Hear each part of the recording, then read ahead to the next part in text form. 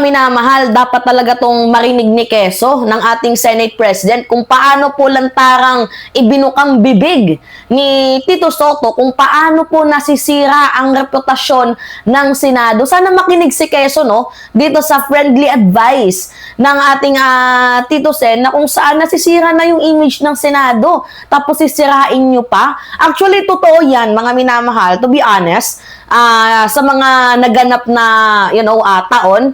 Imagine nyo na lang yung nagpapahiring yung ating mga senador ng mga wala sa hulog, na ang ginagamit dyan ay pera ng taong bayan, kumbaga nagsasayang ng pondo. Itong iilang mga senador na ginagamit ang pang-aabuso, 'di ba, sa kanilang mga kapangyarihan para lamang meron silang may pagtanggol na ganito ganyan, 'di ba, kagaya ng ginawa nila Bato, nila Robin Padilla, and etc. Yung ibang mga DDS, tapos nasundan pa ng budget hearing, tapos ngayon nang dahil sa impeachment, so talagang sirang-sira na ang reputation ng Senado. Tapos mga minamahal, sira na nga yung reputation ng Senado, sisirain palalo ni Quezon na dapat sana ibalik.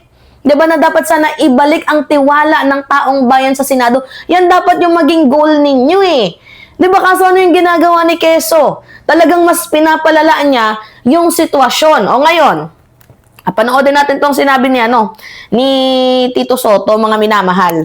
Real talk to kay Quezon. Nasasaktan ako doon because kung ano-ano na naririnig nating tinta sa Senado, pagkatapos pagkakaroon ng ganyan, ayoko masira reputasyon ng Senado.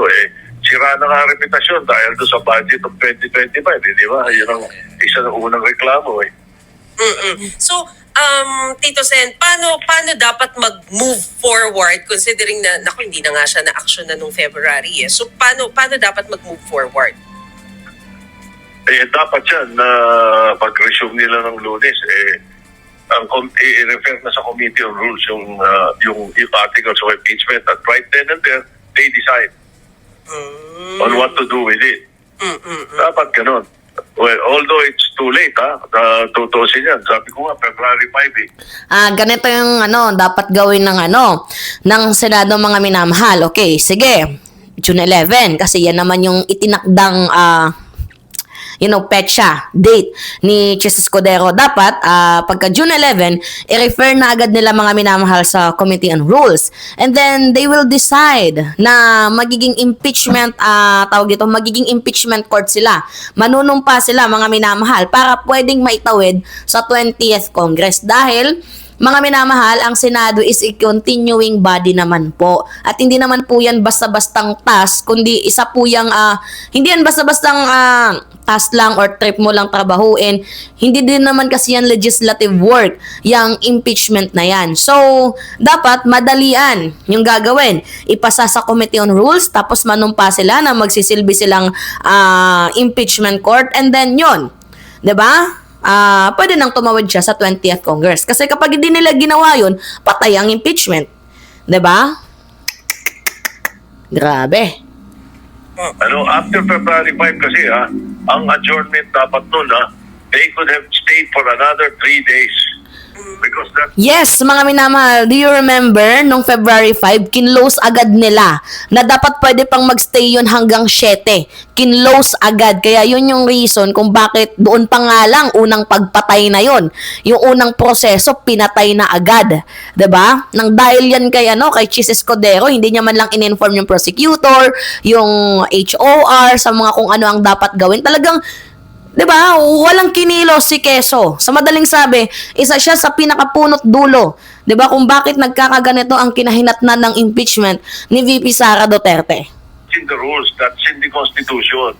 The Senate may continue 3 days and the other house may continue also 3 days habang nag-adjourn na yung kabila or adjourn earlier than 3 days. Nasa Constitution yun eh. So dapat yun, hindi nila pinatay ng alas 7 ng gabi ng February 5. Dapat yun, tinuloy nila hanggang February 8 or at the very least at least 7 p.m. diniscuss nila. Yes. Di ba? Yes.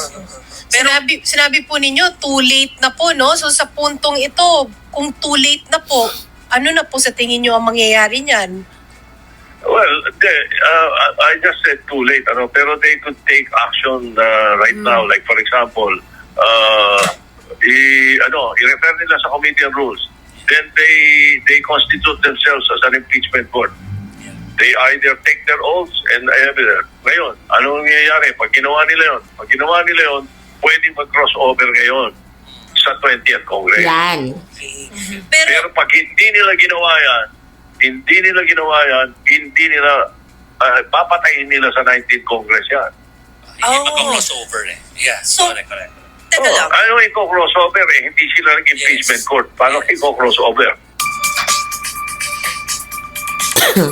Okay, sobrang linaw, no? Actually, dapat yung February 5 pa talaga yun, mga minamahal, di ba? Bago magkaroon ng congressional break, dapat talagang isinumite na yan. Yung problema, pinatay nila agad eh. Well, kasi nung mga panahon na yon, magmi-midterm election. Okay, sige. Sabi na lang natin busy. Ako nga, yung reasoning ko nga nun, mga minamahal eh, baka naman may mga mananalo pa sa alyansa, di ba? So, yung reasoning ko noon, mga minamahal, sabi ko, okay lang yan, kahit ituloy na lang after ng midterm election. Kasi yung mga nakaupo ngayon, ay ang iba dyan, mga makaduts pa. Eh, ang problema naman, mga minamahal, halos din na may 4 na nakapasok. 5 nga, I think na mga makaduterte. So, wala tayong magagawa. Pero at the very least, dapat sana tinuloy nung June 2. Eh, ang problema dito kay Quezon, napaghahalataan napaghahalataan na mayroong something fishy na tinatrabaho. Itong si Chis Escudero na supposedly pinag-antay nga kami ng humigit kumulang 3 buwan 'Di ba? Tapos ang dami na ngayong mga nagmamagaling. Nagpasa ng draft resolution. Okay, pwede naman magpasa ng draft resolution as long as hindi pa naman nagaganap yung impeachment. Pwede pa naman 'yun. Pero hindi dapat ang isang senador ang magpapasa ng draft. 'Di ba? Pwedeng ibang tao or yung nasasakdal mismo. Kasi bilang isang impeachment judge, dapat ikaw ay neutral, 'di ba? Sa mga political opinion mo, sa mga sasabihin mo, dapat neutral ka, pantay ka, 'di ba? Kaso ewan ko ba dito kay mga minamahal, ewan ko ba dito kay Quezon, masyadong balasubas Kaya nga sabi nga ni ng ating Senate President, 'di ba? Natatanggalan na ng respeto at reputasyon ng Senado dahil sa mga ginagawa ninyo. 'Di ba? Nadali na nga sa budget ng 2025, nadalihan pa sa mga pahiring ng mga senador na walang kwenta, tapos susundan pa nitong impeachment na 'to. 'Di ba? Kaya nga paulit-ulit yung sinasabi sa inyo what if mag-parliamentary system na lang tayo? I-abolish yung Senado, 'di ba? Unicameral na lang. Yung walang kapangyarihan yung mga senador na yan, pantay-pantay sila ng lower tapos yung upper. 'Di ba? Yung kapangyarihan nila. Kasi napapansin ko mga minamahal, masyadong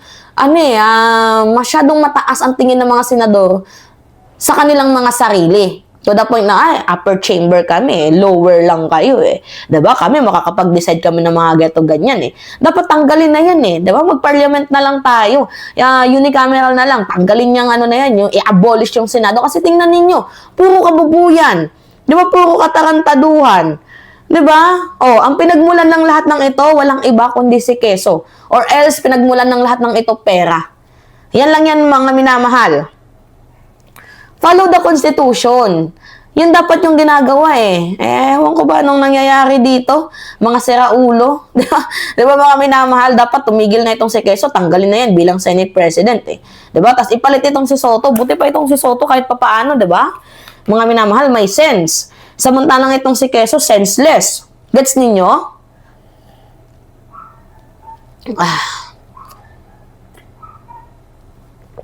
Carrot juice, mga minamahal. Para sa ating healthy lifestyle.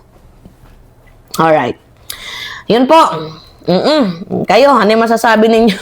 Talagang ibinoking, no? Ni Tito Sen, na sirahan na yung Senado, sisirain mo pa. 'Di ba? Talagang supalpal malala itong si Quezon, kumbaga sa madaling sabi, maiya ka naman sa balat mo. 'Di ba? Do your duties, 'di ba? Paglingkuran mo yung taong bayan, pagsilbihan mo ang mamamayang Pilipino. Hindi yung dami mong hanas, 'di ba? Alright, mga minamahal, yun po.